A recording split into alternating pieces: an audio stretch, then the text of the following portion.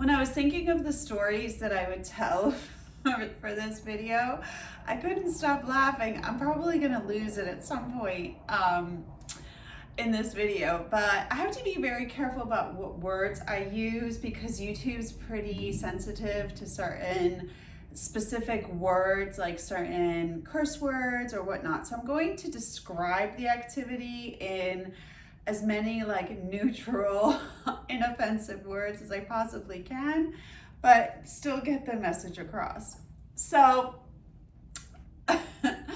first things first, when I didn't have too much wild sexual activity when I was younger. It was pretty like routine, normal boyfriend-girlfriend sex. I didn't start having like adventurous experiences that lent themselves to more like mishaps until after I got divorced. So luckily I had a sense of maturity when it comes to this stuff and I could just laugh it off. But there were a couple of experiences that were really like unique or funny and made me laugh. So I used to, I was like a lot of women where I would be very hesitant to do things in certain positions because I felt like, oh my God, he's gonna see everything and all this stuff. But obviously as I got older, I didn't care. I don't care anymore. I take responsibility for my own sexual pleasure and I wanna do this, that, and the other thing. So this happened to me 3 times where I'm fooling around and I'm in a specific position and suddenly my body will expel some air not from the behind, but from the front. And that never used to happen to me. Like I never experienced that during sex before, but I guess after having 2 children, things have changed a little bit down there. Like most of the time, like a guy won't notice. He'll be like, oh, you have kids? Like that would be the reaction when I say it. But I can tell the difference. And so like when I'm on all fours or I'm in a position like that, it seems like my kitty cat will intake air, and then as soon as I change positions, it just comes out. And it'll make a noise. It makes a noise. And whenever that happens, I just say, pardon me. I don't know what else to say. And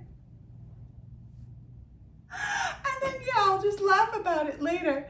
Because, like, it is what it is. What do you want from me? Like, I'm 44. I've had 2 kids. Those kids were, like, big kids. So things are just going to happen. It makes me laugh. I don't care what anybody else thinks if they're grossed out. It makes me laugh. So, and I always apologize for the expulsion of air. So nobody, I don't know, but it doesn't like smell afterwards. So they must know what it is. Another time there was so that happened to me 3 times. Once, at both times at the sex club, and then once recently. Like I said, I just say pardon me. Like there's not much else I can do. There was another time where I was having sex with this guy, and when he got up, there was like a mark on the bed. And I'm like, oh. And he goes, yeah, I guess you literally fucked the shit out of me. I was so surprised. I didn't know what to do. I didn't know what to think. I was like, is this normal? Is this not normal? I asked a girlfriend of mine, I said, like, has that ever happened to you? She said no. And I said, well, at least he made a joke out of it. He laughed about it. And I really didn't care. Like, you know, we changed the sheets and all that. And like I said, I've had kids, you know, like I've been puked on, pooped on, peed on. So like a little bit of like a skid mark on a bed, it doesn't really like faze me. But he had a joke for it and I thought it was funny, and he put the sheet away and that was it. He said, He said, you literally fucked the shit out of me. I was like, yeah. My dumb ass was like, and then there was this other time. Okay, so this was really, really weird, and it creeped me out. And it happened twice with two different guys. And I even posted on Reddit, I was like, is this normal? And people were like, this can't be real. This can't be a real story. That's disgusting, that's gross, that's nasty. And I'm like, they were like, you must have seen this wrong. And I'm like, I was not tripping. I know I saw what I saw. So I hooked up with this guy. I always use a condom, okay? So he came. We had dinner plans after. He stood up and got dressed with the condom still on. He didn't take the condom off. He had ejaculated into the condom, didn't take it off, didn't dispose of it, kept it on all night. And we went to dinner, and I was tripping. I was like, this can't be happening. This can't. And I like kept rewinding, but I was like on the bed here, and he stood right there, and I saw him get dressed. And I was gonna tell him, like, you can dispose, my bathroom's right there. I'm like, you can dispose of it over there. Like, it's a routine for me. Like, I you know, but I and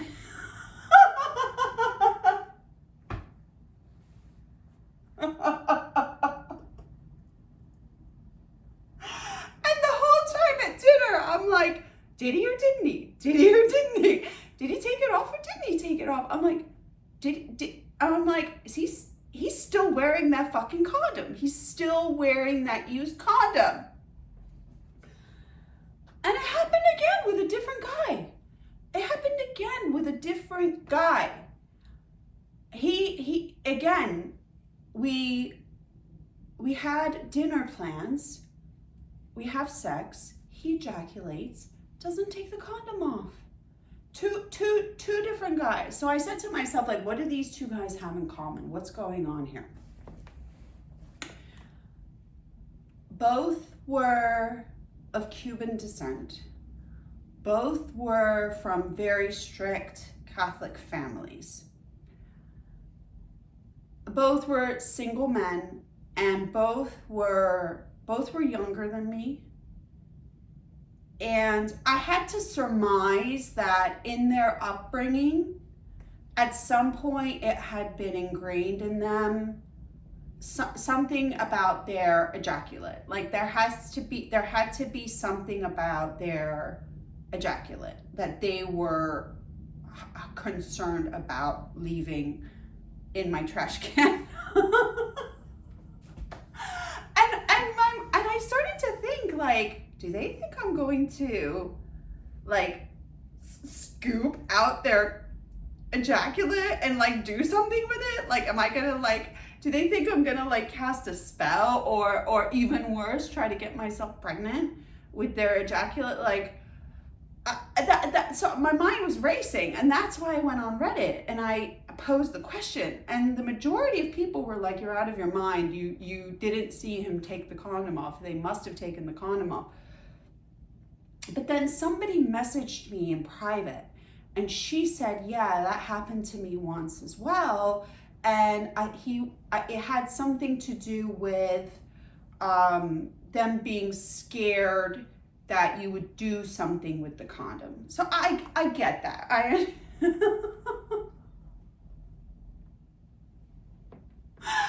laughing because like the chances of me doing that are like in hell, but I'm just remembering my mind spinning at dinner, like, he still has the condom on, he still has the, like, I couldn't think of anything else. Like I was behaving, I was acting normal. I'm very good at like putting up a front, like everything's okay, but it was not okay. I was tweaking. I was straight up tweaking in my head. I was like, I, I was tripping. I was like, I can't believe this. I can't believe this. Oh my God. Those are the ones that obviously bring like a huge laugh to my face. I remember I had plenty of sex at the nightclub I worked at. I had my own office because I was the night auditor where I had to count the cash. So like sometimes I would bring a guy in while the club was operational and have sex in there. And I remember there was this like hallway between like two ends of the club where the busboys would go through. And I was having sex in one of the hallways and a busboy came through. Oh my God. That was so funny. But yeah, those stories are really like they make me laugh. At the time it was like weird and odd, but these are the things that bring a laugh to your face later on. Oh my God. I feel like lately in my more pensive moods, I think about things that I regret. Like when my ex-husband found out about my nudes on Reddit, I had a faceless account. I was posting faceless nudes, and my account had 16,000 followers, had accrued 16,000 followers over the course of like 8 months. And I was really proud of that, you know, like I was happy. And then when he confronted me, he demanded that I delete the account. And I remember being really hesitant to do so. I didn't want to. I really didn't want to. But I ended up deleting it, and I regret that to this day. I do regret that to this day, because I often wonder, like from 2021 to now, if I had kept that account, like what it could have become, what it could be by now. So I regret that. It's not a fail, but it's a regret. Do I have any other regrets? Other regret, sexual regrets, bedroom regrets. I think I regret being so uptight in my 20s. I definitely regret putting up with like a dead bedroom marriage for as long as I did. And I probably regret my no's, like saying no so often to the things that even I wanted instead of saying yes.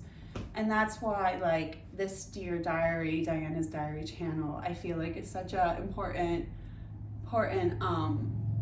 project for me creatively and otherwise, because it's a place for me to share the stories where I did say yes, and hopefully encourage other people to say yes to their desires more often, and it gives me an excuse to keep going on my adventures.